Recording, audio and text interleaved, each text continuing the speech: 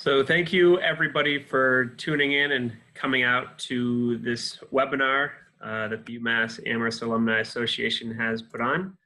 We have some fantastic panelists who will give you career advice and just talk about the Q&A with current alumni advisors. So we have 2 alumni advisors with us right now. A third one will be joining momentarily. If you have any questions, please feel free to enter them in the chat box, add them in the Q&A. We have probably 2 or 3 questions to kick things off, and then we will hand it over to the audience. So enter the questions whenever you want, and just know that we will be getting to them as soon as possible.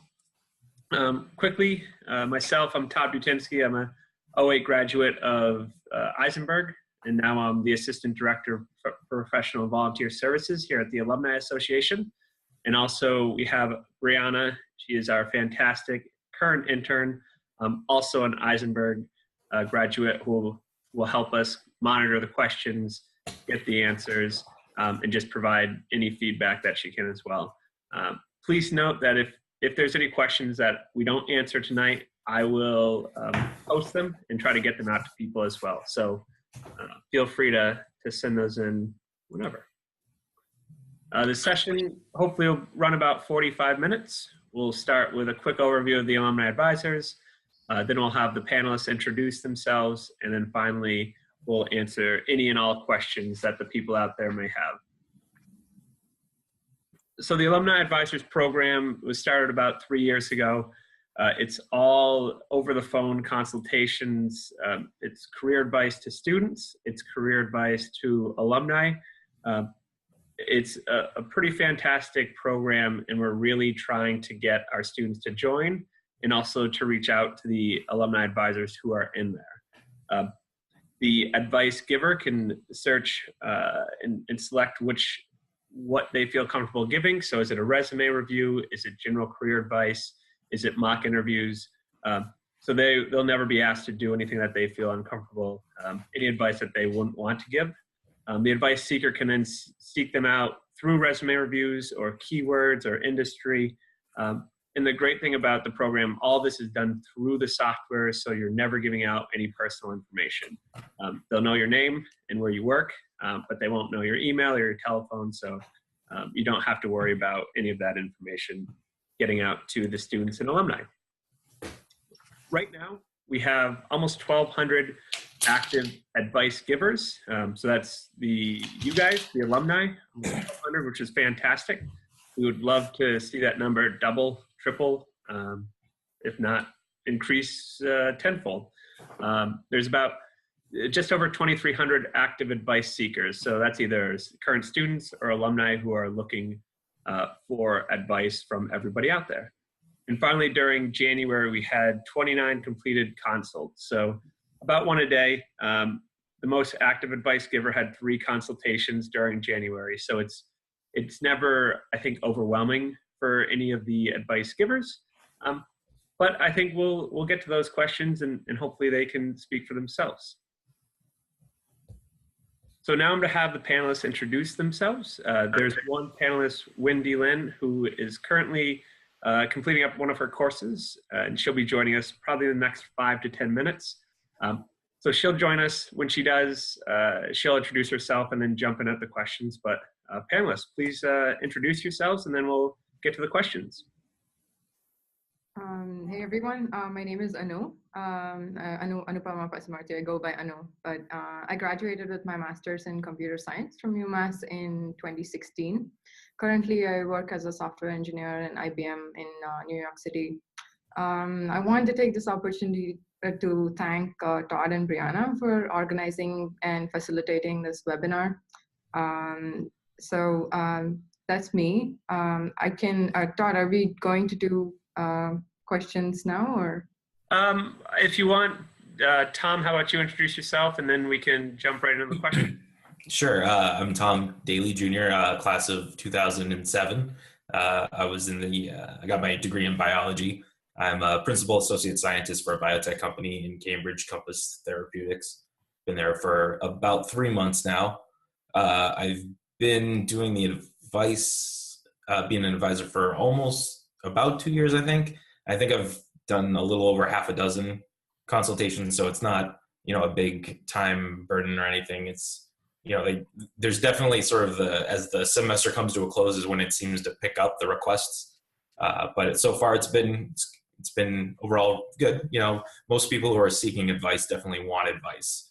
So they tend to be a little bit more active and persistent to make sure that there's a time. But, these are typically college students, so you'll have a couple, mishaps every now. I've only had a couple no-shows, but on the whole, it's been good and get really engaging conversation. So thanks for having me, and I'm looking forward to the questions. I want to point out between these two and Wendy, they've completed over 20 consultations altogether. So I think they're some of our more popular panelists and advice givers. So I'm very happy to have them here because we do have a couple individuals in there who haven't given advice. They want to, but they will once we keep getting the students in. So now we'll turn to questions. I think the first question that we had was, what are common questions that students, and when I call them students, which I'll do pretty much throughout, I mean students and alum who are looking for advice, what are common questions that students ask during consultations? Okay, I can start off with that. Usually, since I can't do mock interviews while over the phone, so I kind of put that as one of the options I don't do. So I stick to career advice and resume critiques. So typically it's how to get that first job, how to network, and does this resume look like a good resume? So when I look at someone's resume, I do it in sort of two passes. Where I look at it like I would a candidate and just see what strikes out and what doesn't. And then I'll go through it afterwards, after I've taken a couple notes of my initial impression and really go through it and critique it a bit more. But the one thing I definitely stress to everyone who talks to me is I want them to know that this is my perspective. This is not, the law of the land. And while there'll be common themes that, other people might give advice or do things one way, this is sort of how things have worked out for me. And while it's good that, you sought my advice, continue to talk to other people. Anu, do you want to add to that? Yep, it's the same for me. I also signed up to advise students on resume reviews and general career advice because I'm not too comfortable doing mock interviews without actually looking at the resume or getting to know the person better. So with the consultations that I've had, the process was fairly easy. I spoke with both the candidates on the phone, and most of them had questions about the recruitment process and my interview experiences that I had. So I shared those with them, and also general tips about their resume, how to make their resume better, how to get the automated resume processing tools catch the resume in the first screening process. Can everyone hear me? Yes. Okay. Hi, I'm Wendy. I checked in a little later. Oh, sorry, Wendy. I would have stopped and introduced you. So, Wendy, if you'd like to quickly introduce yourself, and then if you have anything to add for this question as well, that'd be great. Sure. Yeah, just real quick. I'm pretty much born and raised in Boston. I think I'll be a Bostonian at heart forever. I did 3 years of nursing experience after I graduated from nursing school, and now I'm doing a full-time master's program for my family nurse practitioner degree.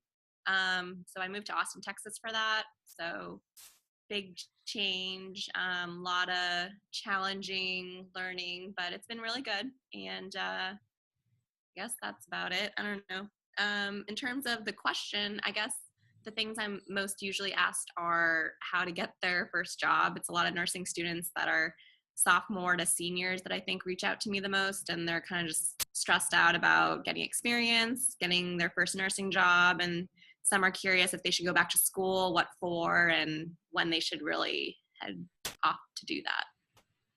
Thank you.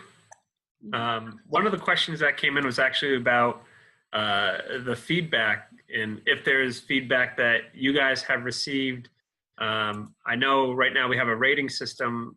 I guess, do you receive other feedback? Do you wish there were more feedback? What can maybe we improve on our end to help the panelists and the advice givers understand that they're doing a great job?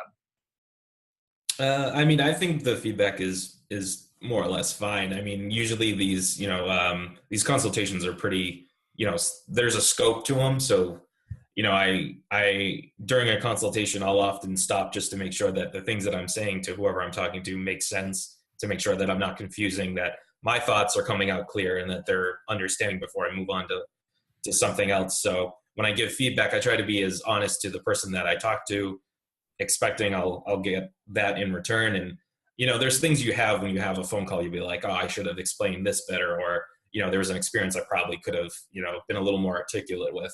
But because a lot of things are pretty defined in scope, I don't think there needs to be an overwhelming source of feedback back. It's really just if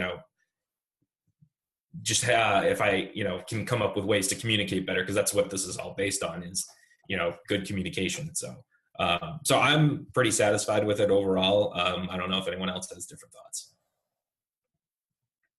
We do, to add to that, we do have a feedback question that's sent out to the students, and as an advice giver, we get feedback from them.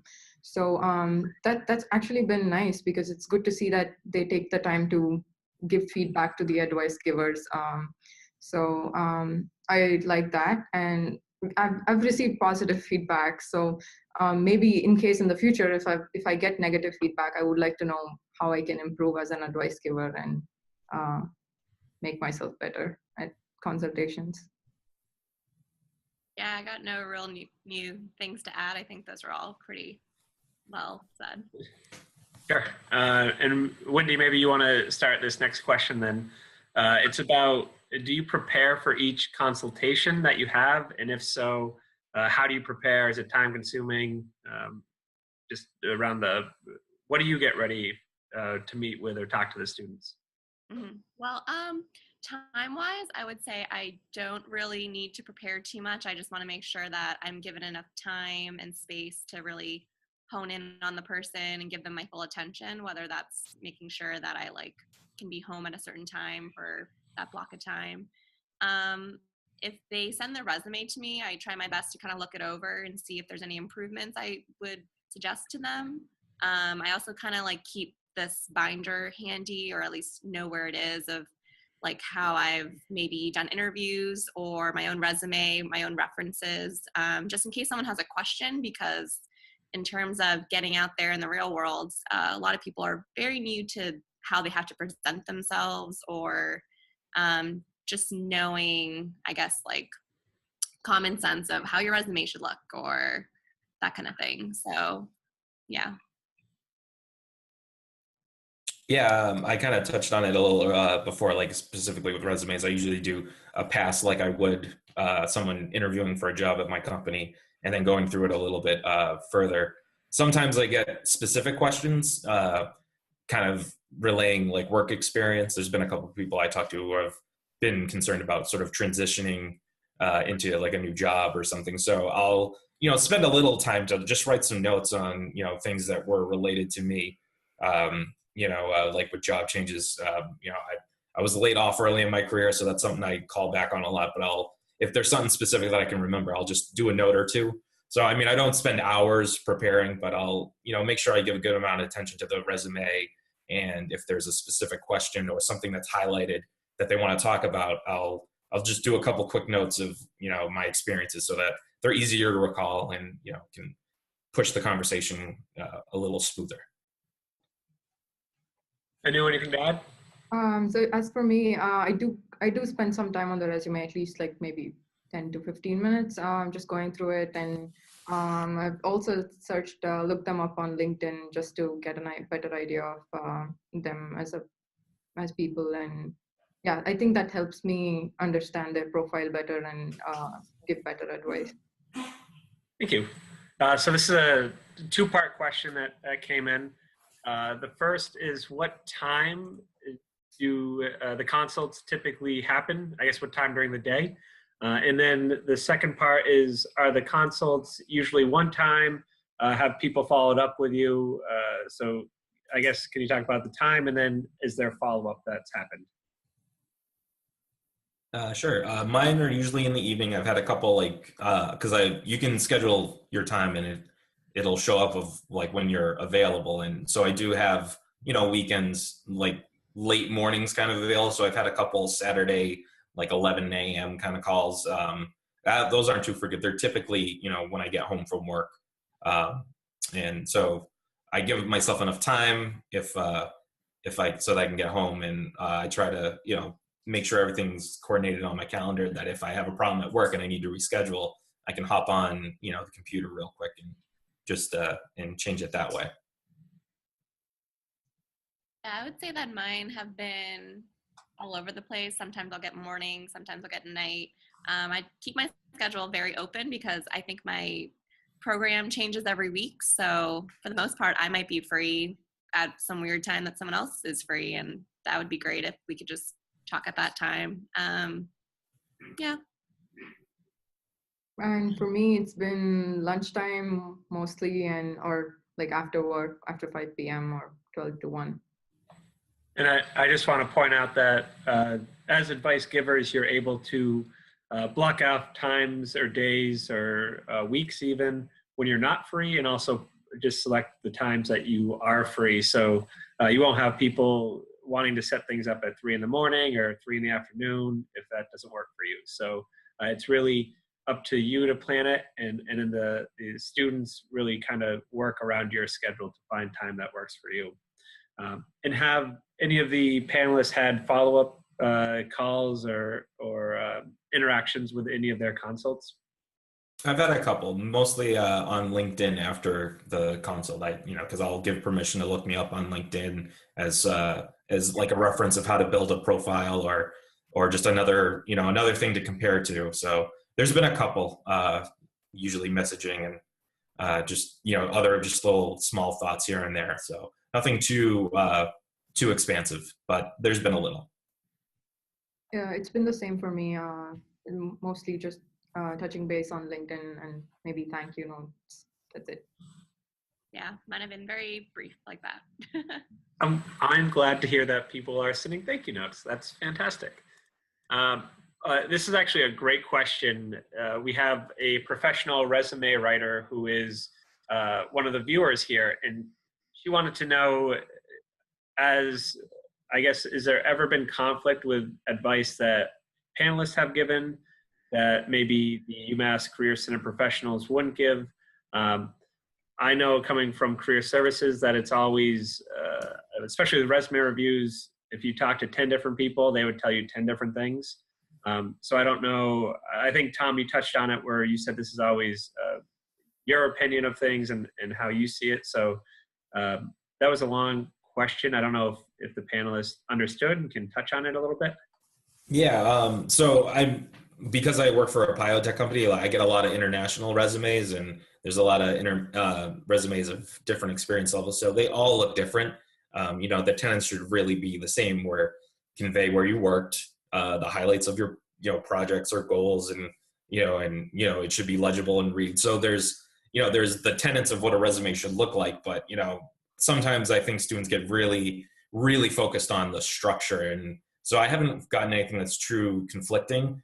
I just try to let people know that it has to convey information and be legible and be coherent, and because as someone who receives a resume, I mean, unless it's something really off the wall, I don't spend time of being like, well, you should have indented here, or it should have looked like this, or I want to know where you worked, what you did, and if this is pertinent to me and how you work with us. So as long as that's there and you've highlighted your education and career, then usually you'll probably be fine.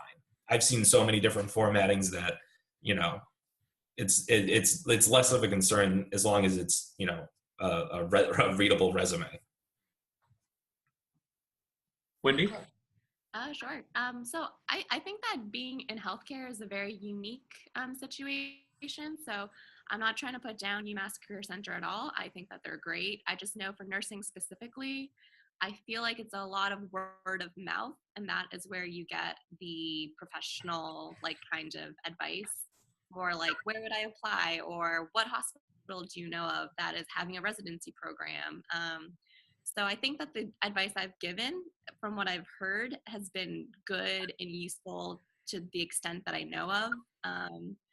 I I think that the nursing school, like, has promoted talk to nurses, talk to other people in healthcare, and that could be the same for other, like, doctors or PAs or whatever, just to know someone in the field. So hopefully what I'm getting the feedback on, that the advice is good. Hopefully that's sticking true, but I don't know. It's definitely very different in, like, business and tech and all those other industries. Anu? So this is interesting because I have utilized UMass's career services resume writing sessions or resume advice sessions, like, at least 3 times when I was at UMass. And so I have, like, different viewpoints of how to write your resume, so including my own. So I make sure that I give make it clear all the different perspectives that I know to the candidate, and just say that there's no one right way to do this. And just in general, I also just show my resume as an example, like my previous version and the current version, and sort of go over it so that they have an idea of how differently you can create your resume. And the next question is about how these students have been matched with you. I think typically the students will search by your industry or your job title. Have you all had, have all the matches made sense? So you wouldn't have, a tech person reaching out to Wendy maybe. Have all the consults made sense? Have they, do you ever shake your head wondering, like, why would this person want to hear from me, or does it all make sense when you start talking to him or her? For me, it's never happened that somebody out of my domain or the technology domain reached out to me. So it's been, I think, by major, the advice seekers get matched. Yeah, I've had one that it was loosely based. It was kind of a stretch, and it was and I don't know if there was like an update or something sort of changed with the advice platform, because it was someone from New York, not a UMass grad, and so or some setting I had where maybe it was people outside of UMass that saw had viewage of, like, my resume and did the same consultation. So because it was almost right before I started that I realized they weren't a UMass grad, and I was really confused. So. But it was still an all right phone call. It was just, it was a little bit of a stretch. It was kind of related to what I've done, but that was like one out of all of them that I've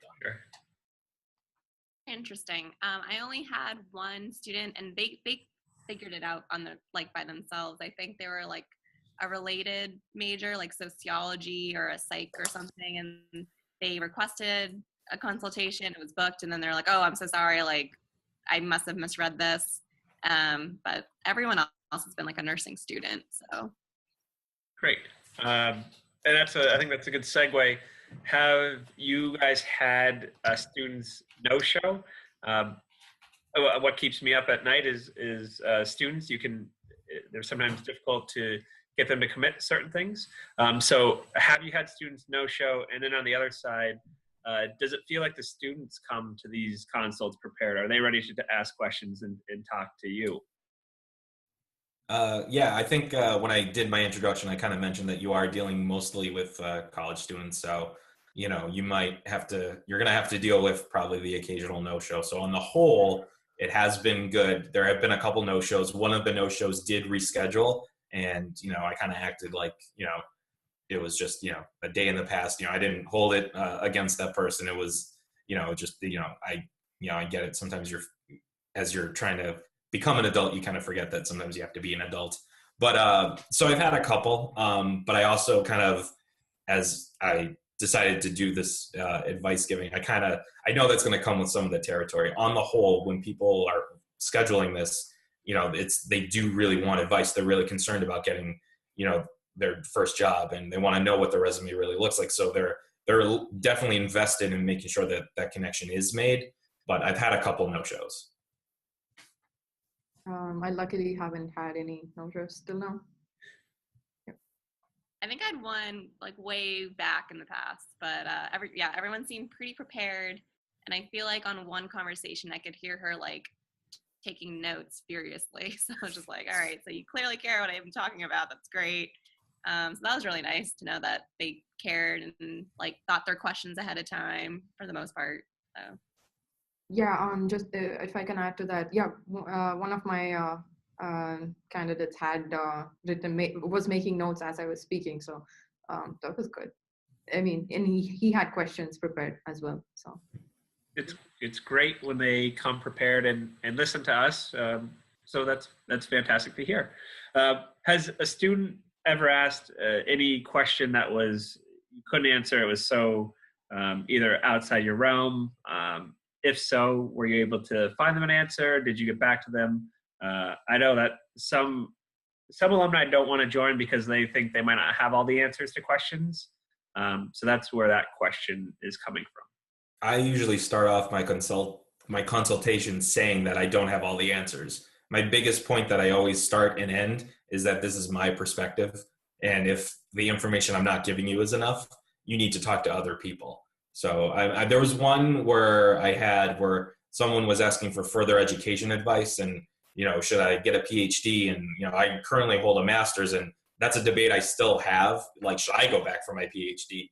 So I just, I kind of run it through like a scenario, like, all right, well, as you make a choice, you got to remember that there'll be, there are consequences, good and bad, to every choice. So that involves staying in your career and building it one way, going back to school if there's further advancements you see yourself doing, and it all becomes a comfort level. But I always say that this is my perspective. I do not have all the answers. Every answer I can give you and the advice that I comes from the experiences that I've had, because I don't want to speak for other people, and I don't want to I don't want you to think that how I've gotten my first job, second job, how I dealt with being laid off, how I changed my idea of what I wanted to be when I was younger to what I am now is how it happens to everybody. That's really the wrong way of thinking, because I think I had a lot of that when I was looking for jobs, that, this is how you do this is how you do that. And, there's a lot more ebbs and flows to how things happen.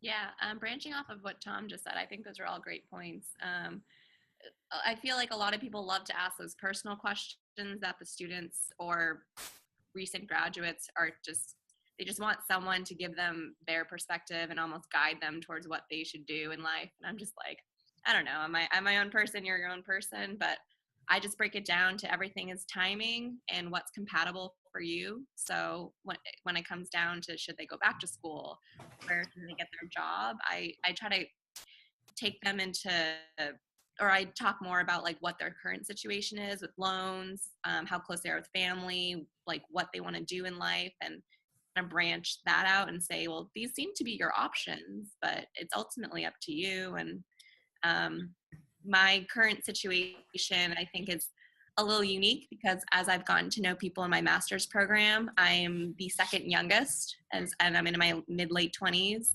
So definitely what I'm doing is seemingly against the grain, that I'm going for it like so ambitiously now. But I tell people, you don't have to do it my way. Like your way could be completely different and best for you. So. Hello? I think I sort of say the same thing that Wendy just said. I share my story. I'm comfortable sharing my experiences, and I also say that it boils down to you, like what you want to do, and you make your own decision based on. Yeah. Sure. So this next question, I'll start by answering and then ask the panelist. So these are one-time consultations. There's no really ongoing mentor-mentee option currently in the platform. So it's all just one time. You sign up, the student reaches out for you for career advice or resume review, things like that. but I guess a question for the panelists, would any of you be interested in an option, if possible, to have more long-term kind of ongoing mentoring roles? Does that make sense? I wouldn't mind. I'm not sure how they would make this long term, if people would log onto the website and do a follow-up or something.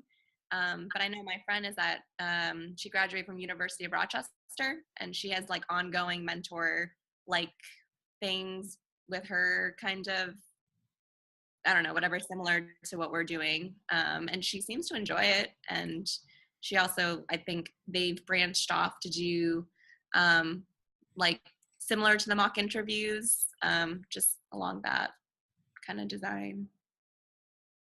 Yeah, I think I'd be open to it too. I mean, I would always be concerned that at some point my usefulness would run out, but my wife does mentoring with the sorority that she graduated from, so she still has, you know, new alumni members that she keeps in touch with on certain things.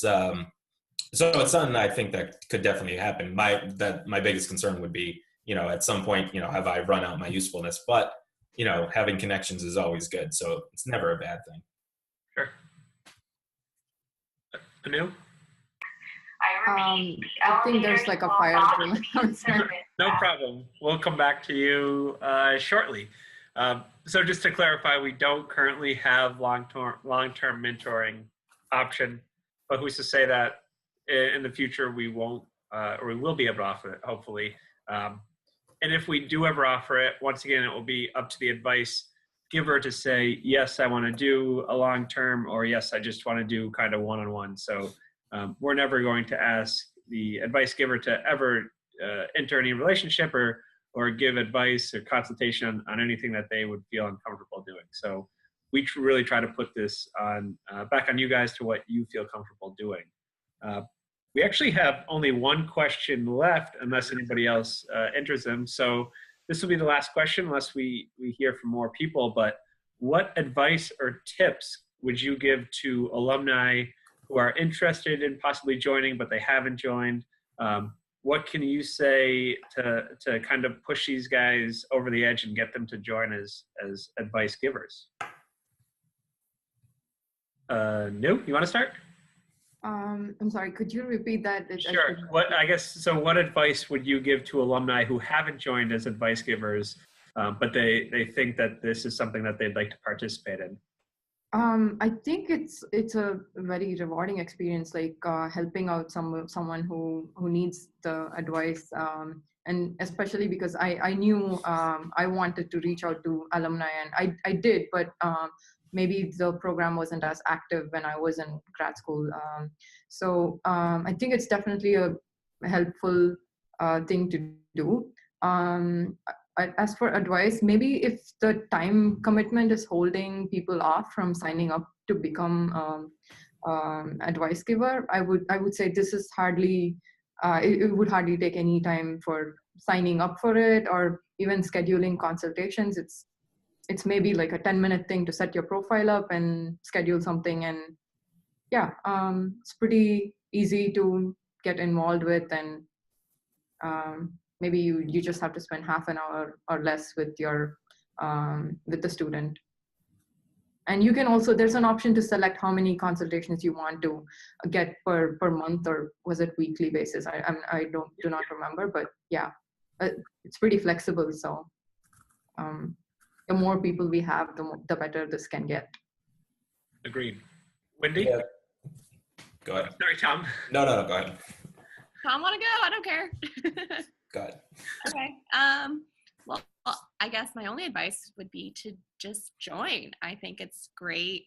I guess if it was promoted more, I don't really even know how I got started onto this a couple years ago, but I think it's just great. It just gives back to the university that's been so good to us. And I don't know, I have a little bias because I was in a very small college and a large university, but I love the large university feel and the fact that different people can reach out to you, and you're kind of helping build that next generation of people in your industry.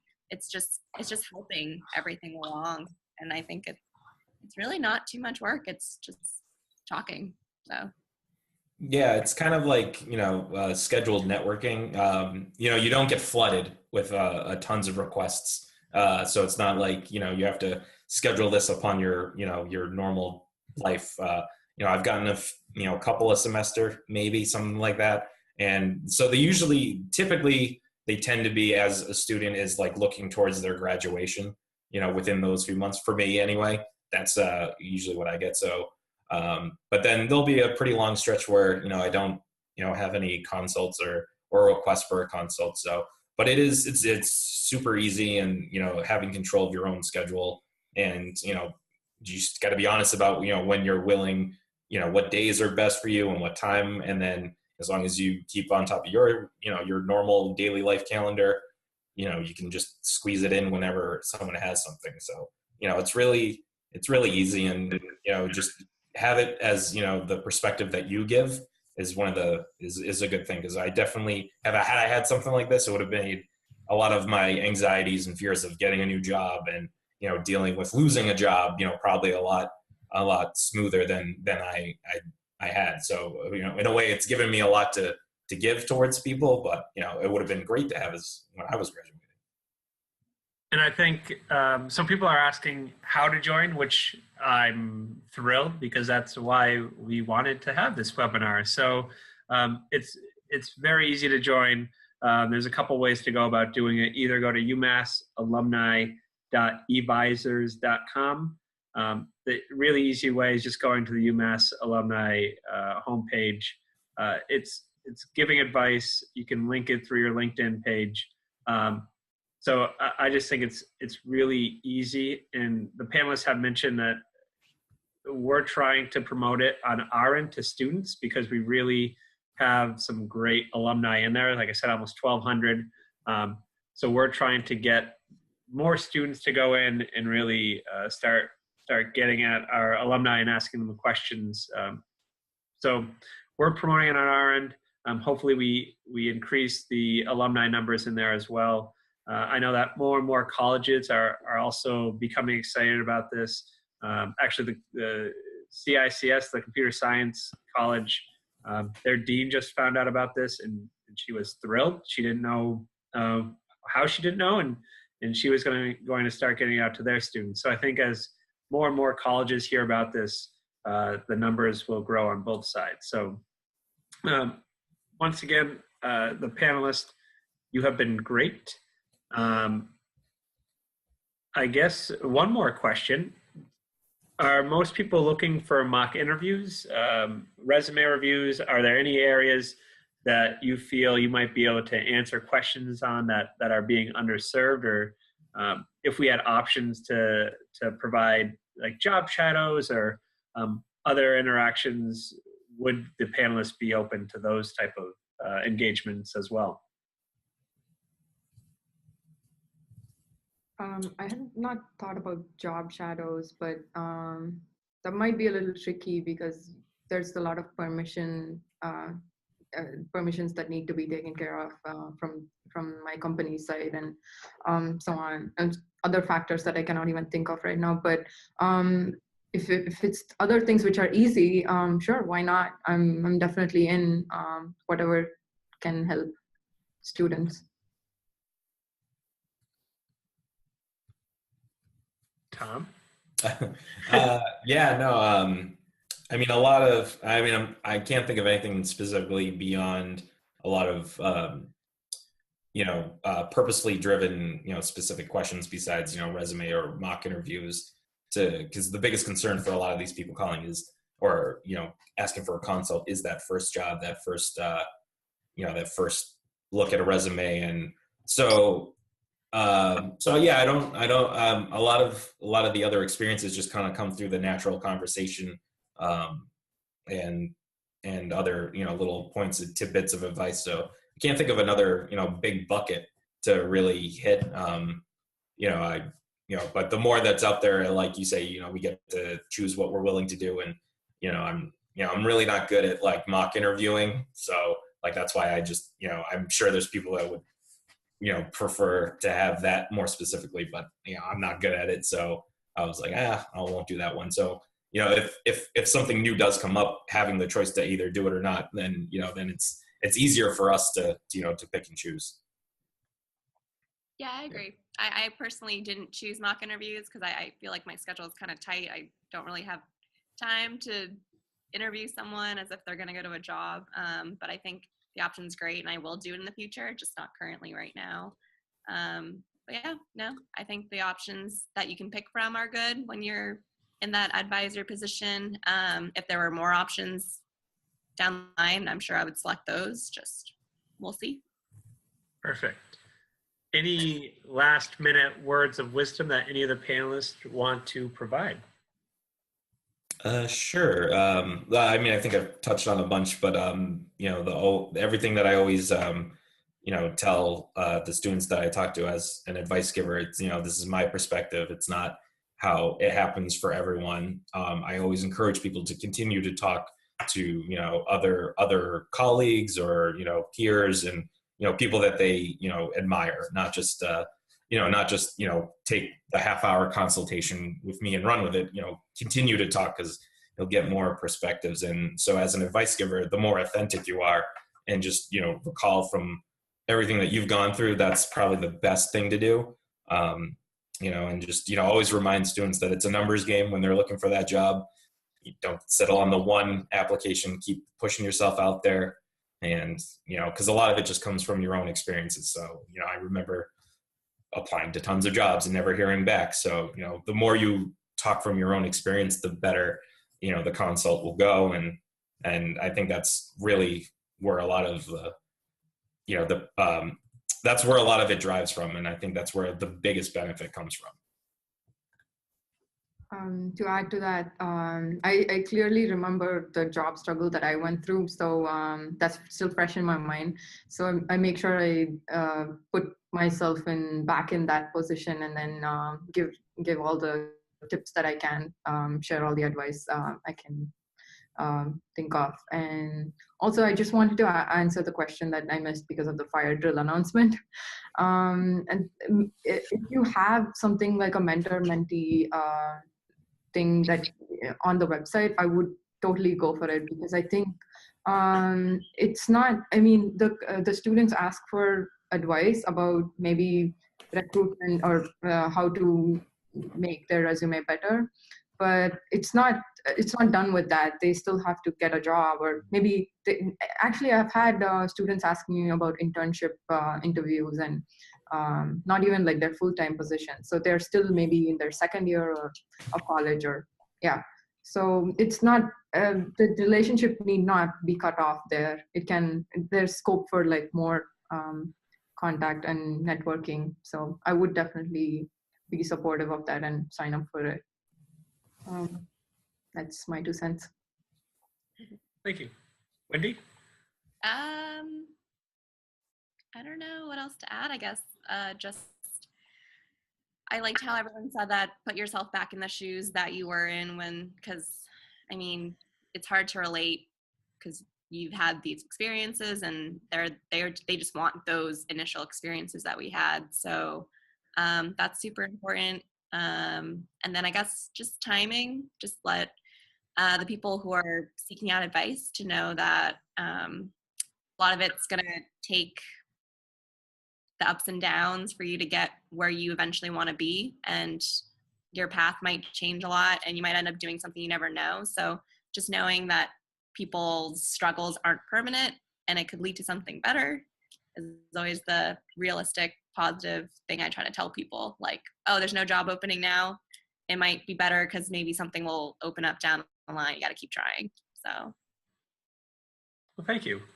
And I just want to, I know our alumni are fantastic and always looking to give back.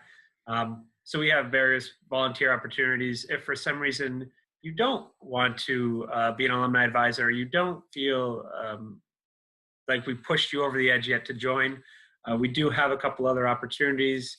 Like I said, our UMass alumni are fantastic, and their willingness to give back is just, it's unparalleled. It makes our job at the Alumni Association very easy. So I just want to thank the panelists. If there were any questions that I didn't get to, my apologies. You can email that alumni@admin.umass.edu. I will personally get back to anybody who sends in an email. But I wanted to just thank the panelists again. I really appreciate the three of you taking your time tonight. Not only have you given back to students in multiple consultations, but I'm sure that you've had a direct impact on numerous alumni joining this program. So I really appreciate everything that you're doing and that you've done for UMass. I think it just speaks volumes about our university and the people who go here and who graduate here. So thank you again, everybody. I appreciate it. I'll be in touch with the panelists the next day or two. So thank you again, and I hope everyone has a great evening. Thanks, Todd. Thanks for having us and organizing this so smoothly. And thanks for everyone for attending it. Thank you, guys. Thank Thanks. you. Hope everyone joins.